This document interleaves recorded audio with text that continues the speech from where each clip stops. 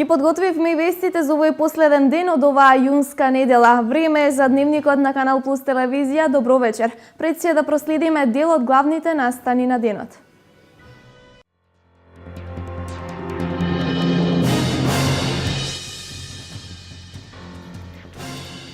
Решение за проблемот со бегалците во државата постои, изјави премиерот на Република Македонија Никола Груевски.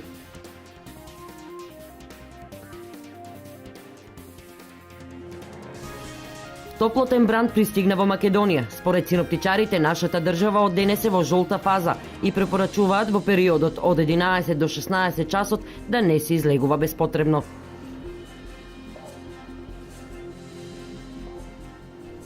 Општата болница во Кочани наскоро ќе има и мамографски апарат. Периодов се вршат подготовките за негово инсталирање.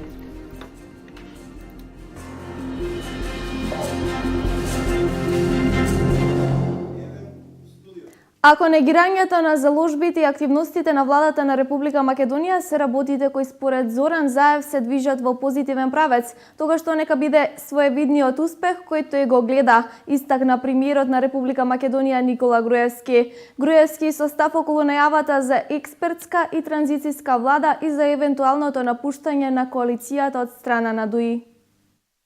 Еден ден по преговорите во Брисел, Зоран Заев изјавува дека работите се движеле во позитивен правец. Ако успорувањето и негирањето на заложбите и ангажирањето на македонската влада е позитивното кој го гледа председателот на социјалдемократите, тогаш токму тоа изгледа е своевидниот успех за кој зборува, истакна премиерот на Република Македонија Никола Груевски. Па ако за него позитивен правец е да се кочат преговорите, односно да завршуваат со неуспех, и со тоа да се прави штета на Македонија, пред се на македонската економија, на отворањето на нови работни места, на привлекување на инвеститори, на имиджот на државата, тогаш тоа е своевиден успех кој што тој го доживува како успех. Јас не го доживувам како успех. На новинарско прашање кое се однесува на експертска и транзицијска влада и најавата за евентуален излез на ДУИ од коалицијата, премиерот Груевски состав. Ние во Брисел не прифативме техничка влада, ниту преводна влада, ниту било што слично. Практично она што се случуваше во Брисел беа различни идеи на луѓето кои што таму се обидуваат да ни помогнат или да олеснат, кои што господинов Заев ги одби од прва до последна идеја. Така што јас и не дадов коментар за повеќето од нив, затоа што тој ги одби, а јас не можам да одбивам или прифаќам нешто што веќе е одбиено. Така што на крајот се сведе на еден негов предлог, кој што пак беше одбиен од моја страна. Разговорите се надам дека ќе продолжат на еден или на друг начин. Ние сме како ВМРО-ДПМН подготвени во секој момент за избори. Дали СДСМ сака тоа да видат веднаш, сега крајот на јули, 45 дена од денес, бидејќи тоа е минимум рокот за организирање на избори, или сака да видат во август, или во септември, или во ноември, или во април следната година. Ние сме тука во секој момент затоа што ние веруваме во она што го работиме и веруваме дека граѓаните тоа го почитуваат, го ценат, го следат и дека повторно ќе го добиеме убедливото мнозинство подршка од граѓаните на Република Македонија. Големиот број на бегалци од Сирија, Сомалија и останати држави од истокот кои во моментов се наоѓаат на територијата на Република Македонија се уште еден од проблемите со кои се соочува државната власт. Решение и за овој проблем постои, истакнува премиерот на Република Македонија Никола Груевски. Решение за бегалската криза во Република Македонија мора да постои. Ова го изјави премиерот на државата Никола Груевски и додаде дека владата мора да најде начин како да им помогне на бегалците. Ние ќе излеземе во пресвет и со измени на законите, но и со други чекори кои што владата ќе ги преземе за да помогне на овие луѓе. Во минатите недела две се слушнавме многу истории од различни делови, од домашни медиуми, од странски медиуми. Слушнавме и тестимонијали, самите луѓе што кажуваат и половина ако е тоа точно, тоа е нешто што не сме да продолжи и мора да го прекине владата, да најде начин да го прекине. Груевски истакнува дека во понеделник ќе се разговара за измени на законот за азил и за останати начини со кои би можело да им се помогне на бегалците, кои токму на овој начин одлучиле да ја бараат својата среќа во некоја од европските држави. Очекуваниот топлотен бран пристигна во Македонија. Според синоптичарите, нашата држава од денес е во жолта фаза. Поради високите температури со ниво на прв степен предупредување, односно жолта фаза, што денес ќе ја зафатат Македонија, а на удар ќе бидат Полошкиот и Осоговско-Малешевскиот регион, поради високите температури кои на некои места ќе достигнат и до 38 степени. Надлежните препорачуваат граѓаните да не се изложуваат на директна сончева топлина од 11 до 16 часот, да консумираат лесна хранитичности, да одржуваат хигиена на раци и внимателно да ја подготвуваат храната, а хронично болните лица задолжително редовно да ја примаат својата терапија. Работодавците треба да ги почитуваат законските прописи и да преземат превентивни мерки за да ги заштитат вработените лица кои работат со одредени ризични производи и технолошки процеси, што представуваат дополнителен ризик по здравјето на изложените работници.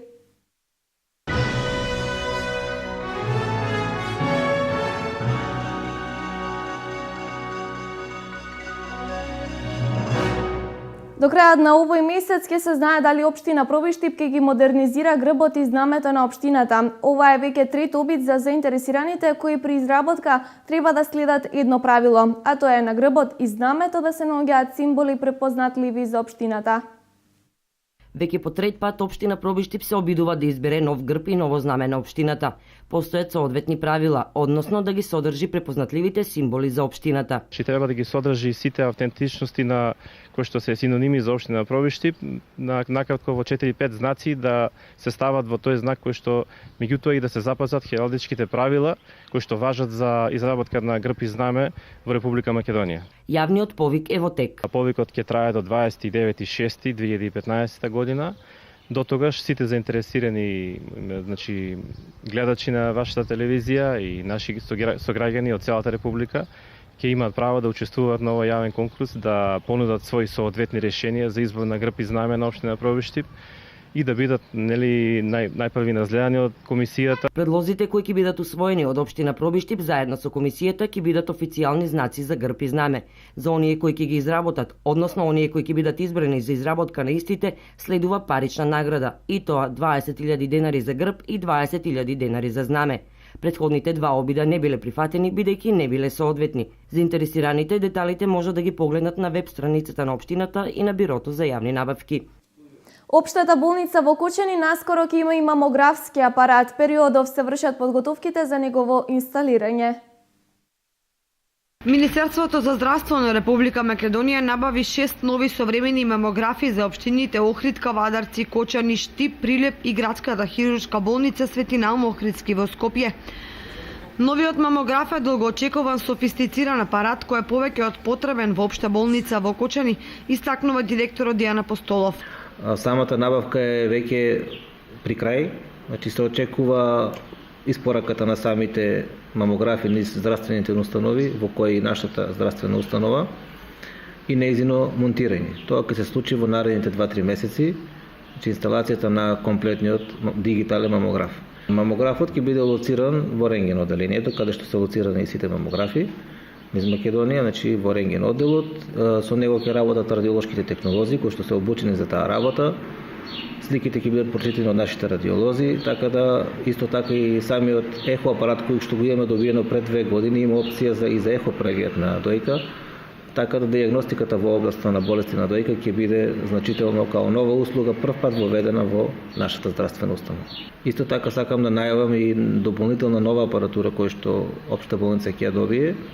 Се работи за еден исклучително софистициран анализер за потребите на биохемиската лабораторија и уште еден рентген апарат за рентген службата, со кој што би имало во исто време во секој момент 2 софистицирани рентген апарати. Мамографот и новата софистицирана опрема за биохемиска лабораторија и рентгенот ќе бидат монтирани деновиве за што се подготвуваат услови за нивно инсталирање. Освен нелојална конкуренција, приватните продавачи кои своите тезги ги поставуваат пред градскиот пазар во Штип и на тротоарите во близина, представуваат града слика и проблем за движење на пешаците и автомобилите. Се очекува реакција од страна на надлежните органи. Се враќаат дивите продавачи по тротоарите околу градскиот пазар во Штип. Појава која освен естетска има и законска бариера, бидејќи согласно правилникот на работната единица градски пазар, продажбата на пазарните вишоци се врши единствено во кругот на градскиот пазар. За таа цел во оградениот дел постои потребната инфраструктура која е доволна да ги прими сите заинтересирани трговци и производители. Имаме околу 70 продажни места на располагање, така да сме спремни за уште поголема понуда на пазар да ги сместиме продавачите. Меѓутоа, не сите ги почитуваат овие правила. Луѓето што имаат закупено тезги кај нас се жалат и кај нас, али ние сме немокни за таа работа. Ги известивме надлежните за проблемот, па треба да постапат.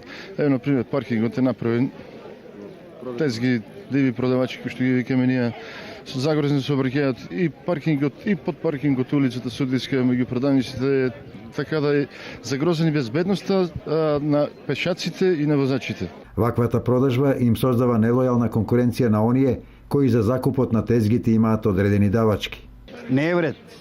Не е воопшто. Тоа треба да се заинтересираат надлежните органи, затоа што тука се плаќаат давачки, надвор тие ми одзимат ги работите. Да, муштериите ги одзимат. Прометот е намален катастрофа, 90% е намален од ланскиот.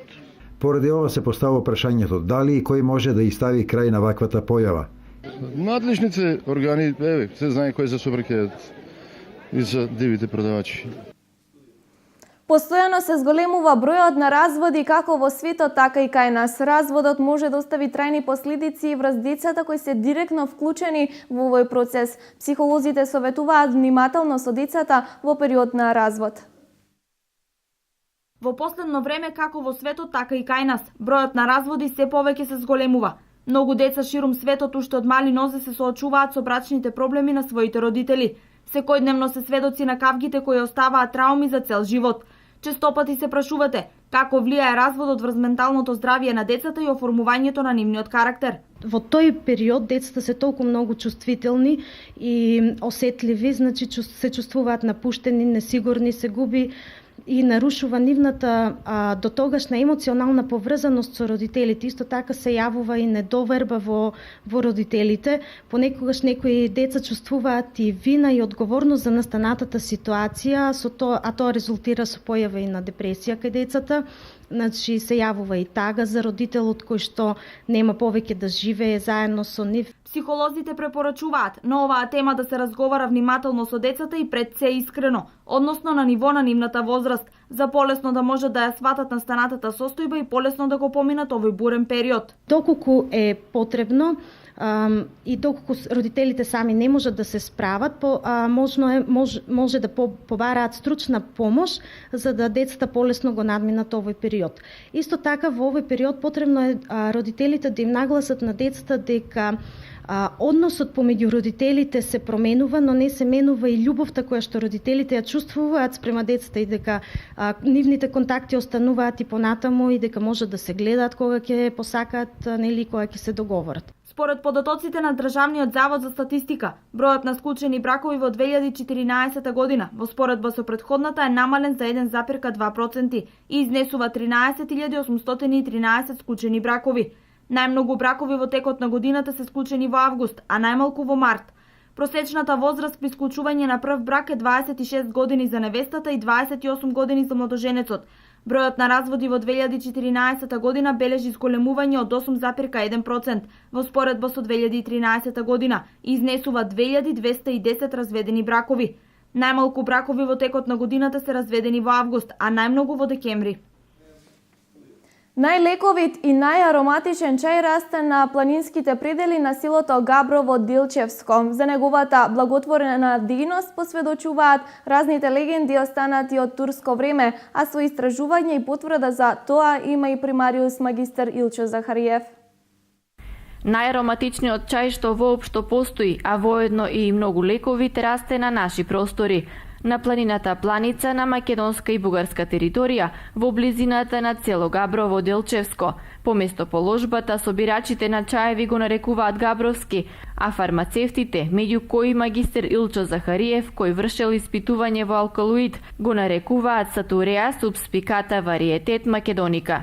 Значи, кога отидете на пазар во Делчево сабота, првата работа ќе ви падне дека голем број на луѓе од село Габрово и од село Ветрен продаваат еден чај врзан во снопчиња и го викаат габровски чај или чај од планината Планица.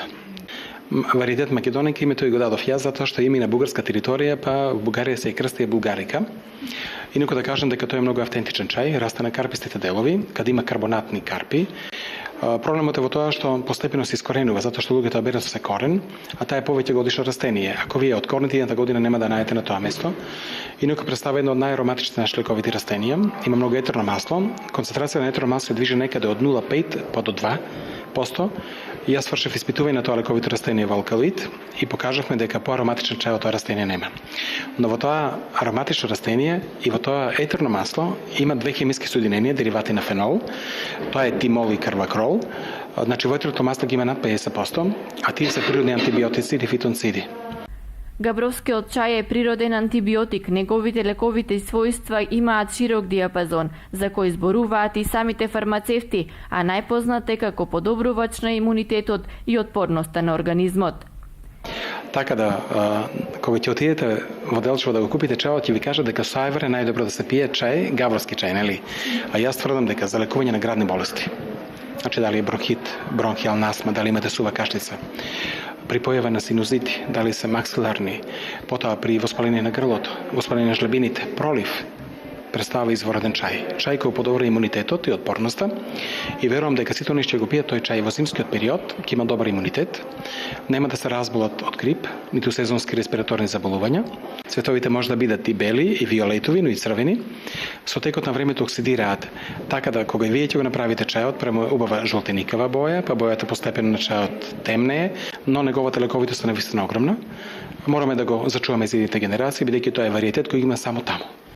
За неговите лековити својства се зборува надалеку, па затоа габровскиот чај е еден од најпродаваните на Делчевскиот пазар. Габровскиот чај, поготово зимно време, многу се троши, многу е корисен, го земаат мешавина, го прават за диабетисот, шеќерашите. Како да ви кажам, многу е вкусен, чист планински чај. Највеќе турците го потребували.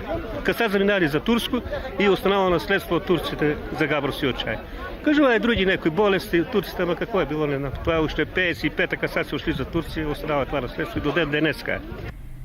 Да ги послушаме советите на стручните лица во екот на собирањето на чаеви од планинските падини, да се внимава, да не се уништува, бидејќи габровскиот чај треба да остане и да лекува многу генерации. Официјално стартуваше летната сезона на градскиот базен во Кочани со богата програма за секоја возраст. Кочанчани и регионот ќе се забавуваат и рекреираат, но годинава имаат можност да уживаат и во специјалитети од риба и морски плодови. Започна летната сезона за Кочанчани. Од денес официјално градскиот базен Аква започна со работа. Најмладите покрај капењето во вода имаа можност да се забавуваат со музика и игра. Многу ни интересно. Бањаме се. Доаѓа летото и сега скоро секој ден ќе одиме на базенто. Јас на овој базен многу одлично се забавувам. Овде е многу забавно и би сакали во иднина да има и водени игри со надпреварување и да не биде позабавно. Освен ваквите забави за најмладите во текот на летниот период, базенот заедно со дискотеката Аква со богата програма за секоја возраст. Ово е прекрасно нешто, убаво место за нашите деца, одмори за родителите, пуштаме ги децата, тие се сами забавуват, има и аниматори што ги забавуват и баш е интересно и мило ќе ми е да има уште поинтересни работи за да доаѓаме секој викенд тука. Добро е што има вакво место да ги донесуваме децата, тие се забавуват, интересно им е да сакаат да доаѓаат и на нас ни е убаво. Моите деца се од 8 и од 5 години, значи овој базен е добро место за забава, за разладување и задоволни сме сега од направеното, да има почесто забава за малите деца, па и за возрастните. Да, супер. Кочанчани и регионот ќе ги забавуваат познати естрадни уметници. Може да уживаат во новоотворениот рибен ресторан кој нуди специјалитети од риба и морски плодови. Ова е само почеток, а во иднина следуваат уште многу други изненадувања.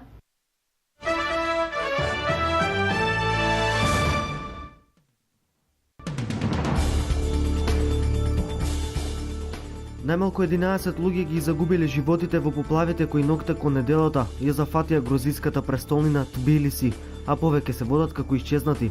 Силните дождови проследени со град и силен ветер ја претвориле реката Вера која тече низ Тбилиси во надојдена водена маса која однела десетици објекти и возила, а оштетени и голем дел од градските сообраќајници. Компјутерот на германската канцеларка Ангела Меркел беше предмет на хакерски напад против внатрешната мрежа на Бундестагот. Вкупно 15 компјутери биле пробиени, а од 5 хакерите преземале податоци во износ од 16 до 20 гигабајти. Според изјавите на некои пратеници и вработени на германските тајни служби, компјутерската мрежа на Бундестагот во голема мера била уништена. Околу 2000 мигранти и бегалци кои патуваат од Митилина пристигнаа во грчкото пристаниште Пиреја во неделата наутро, откако беа заробени на северниот остров Лесбос. Поради задоцнување во документацијата се верува дека поголемиот дел од новите доселеници допатувале од конфликтите во Сирија.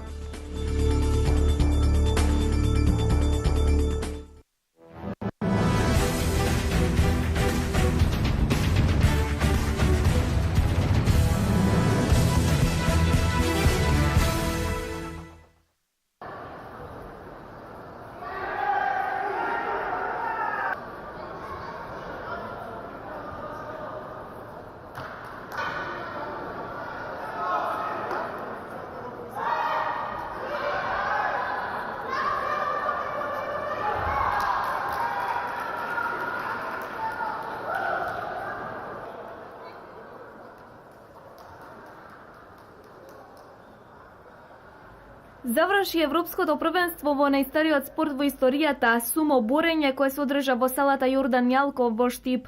200 надпреварувачи од Бугарија, Унгарија, Германија, Македонија, Холандија, Грузија, Велика Британија беа дел од ова европско првенство, на кое се надпреваруваа во повеќе категории. Од Македонија имаше 19 надпреварувачи, од кои 7 надпреварувачи се закитија со медали. Од Македонија, Давид Мишев во категорија од 55 кг го освои првото место. Во категорија до 75 кг Велинов Драган се закити со бронзен и Шакиров Серхан во истата категорија освои прво место.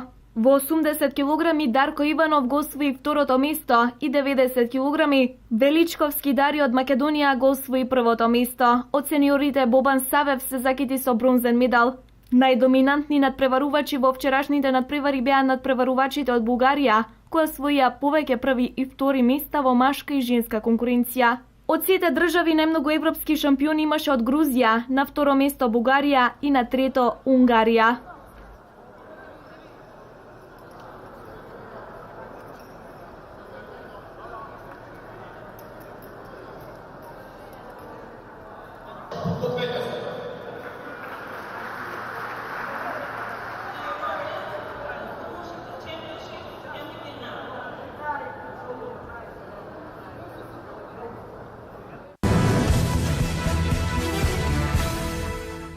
Европското првенство во бенч прес му се позлати на каменичанецот Бошко Стаменковски. Тој во надпреварувањето минус 75 кг го освои првото место, со што се здоби со право да учествува на светското првенство кое ќе се одржи во Лас Вегас. Правото да учествува на овој престижен европски турнир Стаменковски го доби откако стана балкански рекордер во дисциплината бенч прес, а иако се надеваше на рекорд и на европското првенство во Изборн, сепак тоа не се случи. Сепак и покрај тоа првото место е одличен успех за каменичанецот Стаменковски, кој што по 40-та година од животот започна да се занимава со бодибилдинг и за кратко време нанижа одлични резултати. Следниот негов предизвик е оној во Лас Вегас, светското првенство кое што следува, но дали ќе учествува се ќе зависи од спонзорите кои што ќе сакаат да дадат материјална поддршка за негово учество на престижниот светски шампионат.